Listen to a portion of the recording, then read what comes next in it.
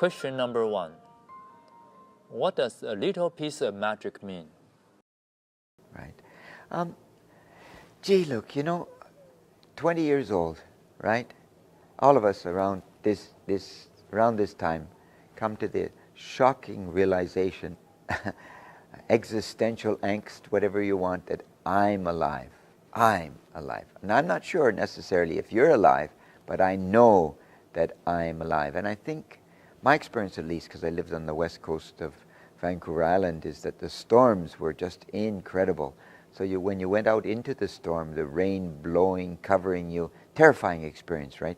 And you felt like some force of nature, God, Gaia, was right there. And you realized that you were a part of that, because you're free now to be anything you want. Given that you're a man, given that you're, in this case, 20 years old, and you realize that you are unique in the sense that there are trillions of things in the universe, bits, pieces of some of being, some of some inactive matter, and somehow it's all coalesced into you, right?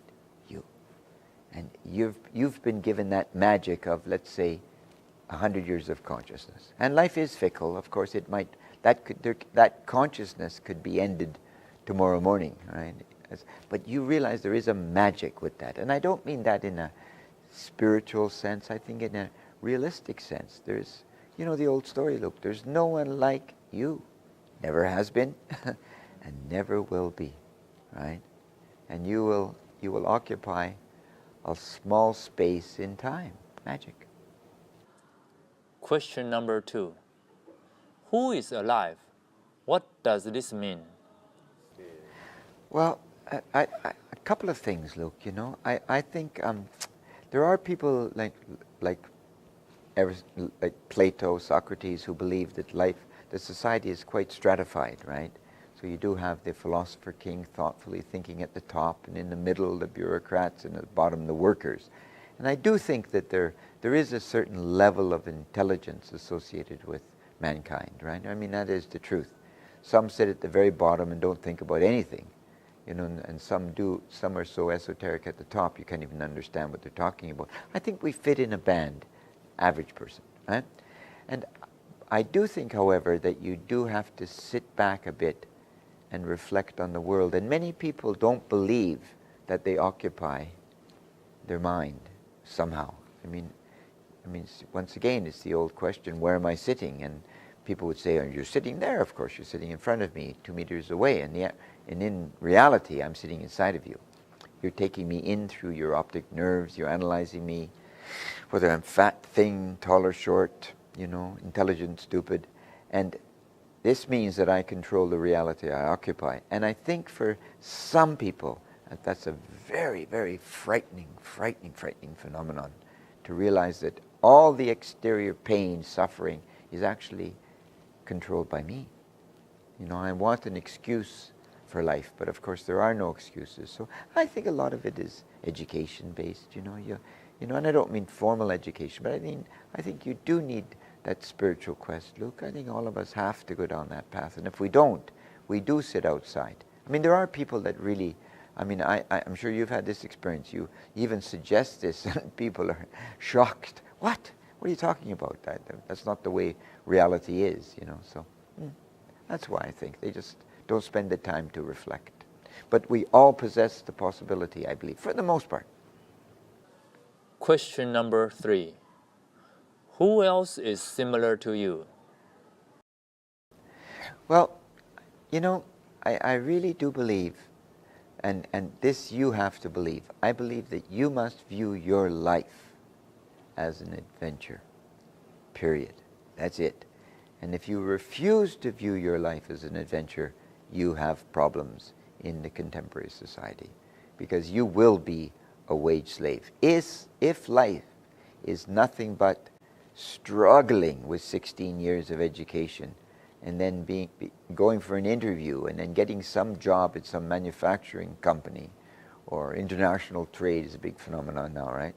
And you just struggle through it, and the system is designed to take your time, right? So you go home at 6, 7 o'clock, I'm exhausted. You eat a bit of dinner, You got to do it today. And every job will have some complexity, some problems. That's on your mind. Very little time for independent thought. And you forget the adventure of you, Luke, right? But so I think that's what we're trying to do here is just to instill in people the realization that your life is magical, for God's sakes. Magical and filled with adventure if you want. If you don't want, Luke, it isn't. It isn't. You're going to fill in the space between 0 and 80 and die. That's it. Up to you in that context. Very sad, but it's up to you.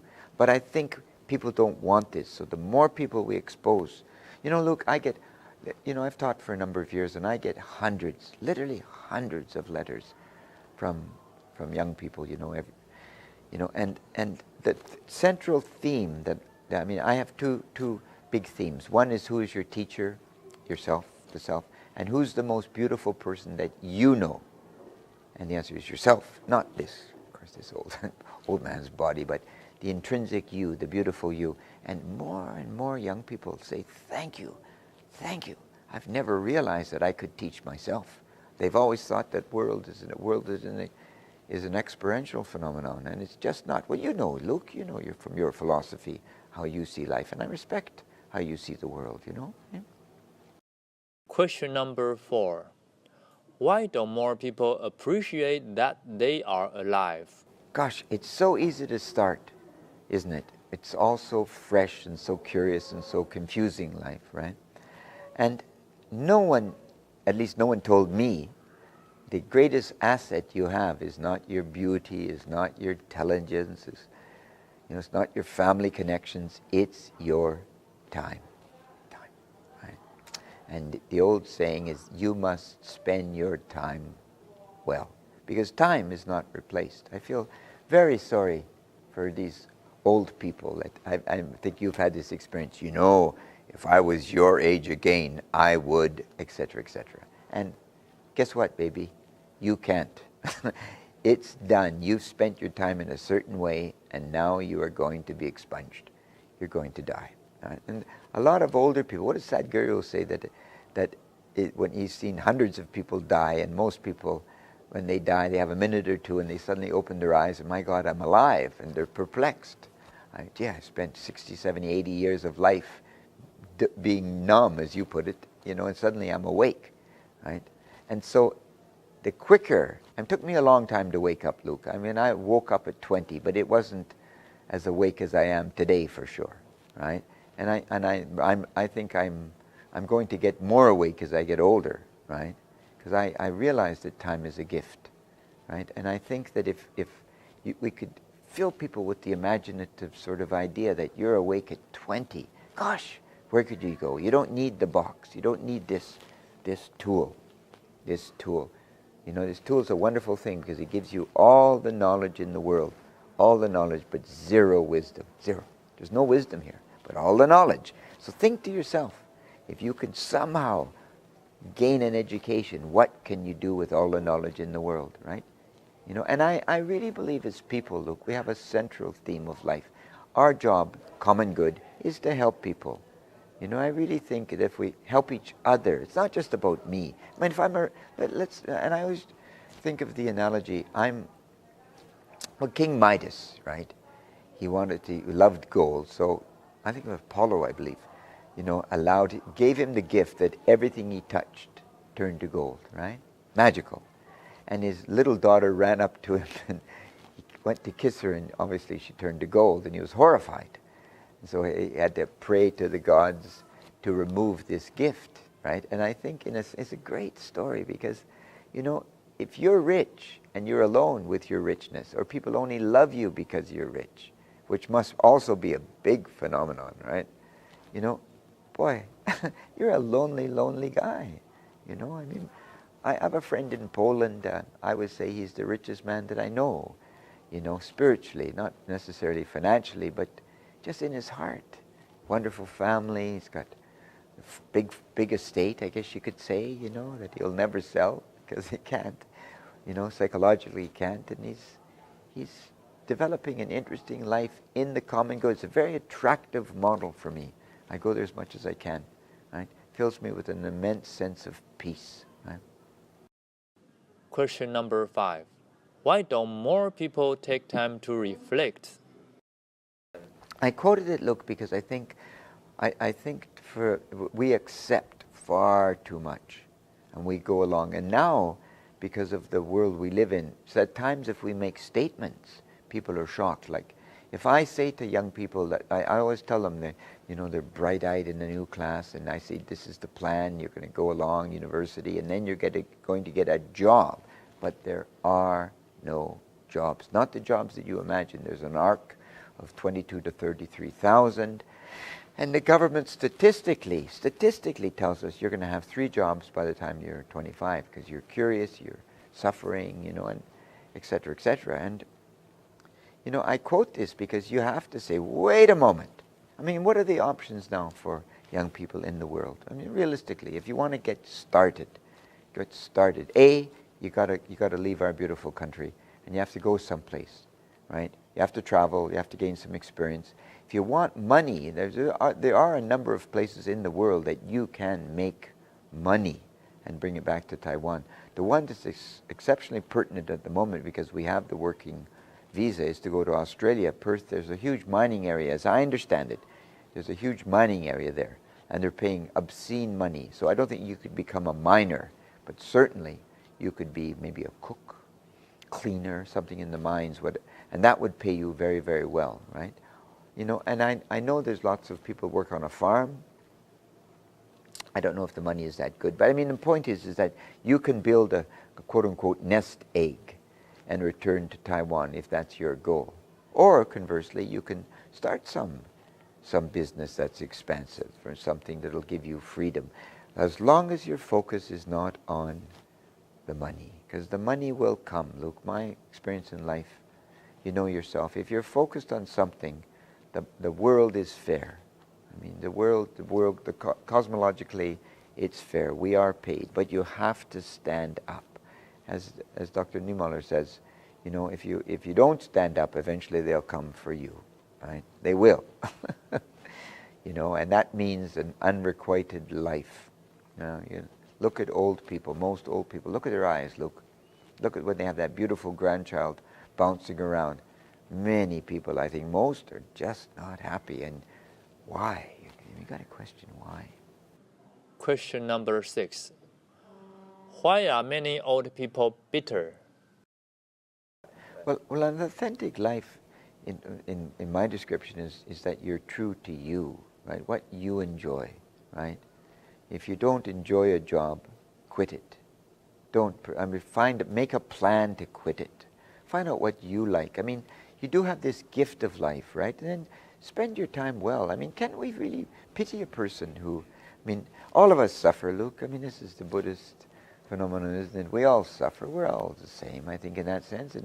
But I think my job is to mitigate my suffering. But I'm not going to do it by just going along and go, whoopee. I know a teacher who's got a little money and all those things, and she quit teaching at 50 or 55. And now this poor soul just suffers because she has no influence from the students on a daily basis. So what has been the purpose of quitting school? What? I don't get it. Why? What's been the purpose? There has been no purpose to quit school. And many people say, well, I'm going to quit, and when I'm going to retire, I'm going to travel. Okay, what does that mean? You're going to get on a tour every couple of months, and you're going to do a boring tour to Turkey or the Czech Republic? Are you going to get a pack-sack on and be off? Very few people. You ask them, what? But there are people. There's actually a club. There's a club, you can actually join, and you become a senior member of the club by visiting the most countries. That's an adventure. So if you have the income, you would think you would do that, but people do not do this, Luke. They don't. They just go along. They make excuses. They have family obligations, etc., etc. They don't look after their needs, their wants. And I think this young generation is aware of that, you see. That's the problem now, I think, for a lot of young people. They don't want this pattern that exists. They just don't want it. And they're not quite sure what they want. So they're seeking. But then they get compromised. right? And you should get a job.